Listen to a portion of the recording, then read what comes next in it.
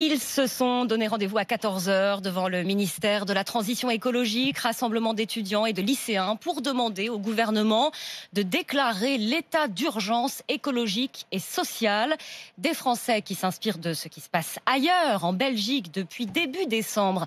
Des jeunes manifestent chaque jeudi pour réclamer aux responsables politiques des actes contre le réchauffement climatique. Mobilisation inédite. Hier encore, ils étaient des milliers.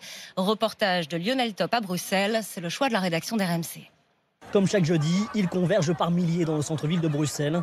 Ici, des jeunes, rien que des jeunes. Moi, j'ai 18 ans. 17 ans. 14 ans. 13 ans. Les slogans sont en français, en flamand ou en anglais.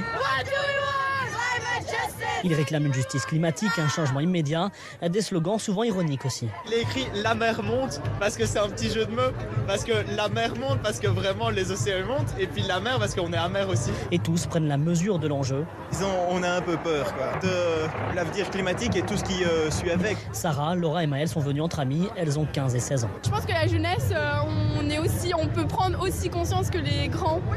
Enfin, je pense limite même que ça nous touche plus, nous, j'ai l'impression. Un message pour les grands, ils s'adressent aux politiciens. Il faut leur faire comprendre que c'est maintenant qu'il faut changer les choses, quoi. On leur dit que c'est pas trop tard de changer. Même si on a fait des erreurs avant, il est encore temps de faire quelque chose, quoi. Ici, aucun n'affiche les couleurs d'un parti. La mobilisation se veut totalement apolitique. Moi, je trouve que c'est citoyen. C'est tous les partis qui doivent faire quelque chose. Lutter contre le réchauffement climatique, contre la disparition des espèces, etc. Des ados qui manifestent, qui interpellent leurs aînés, et des adultes qui regardent justement le cortège passer depuis le trottoir. Ils sont en train de réussir là où on n'a rien fait parce qu'on était soit pas au courant, soit pas assez mobilisés. 11 000 manifestants, aucun incident. À la fin de la manifestation, tous retournent en cours avant de se retrouver jeudi prochain.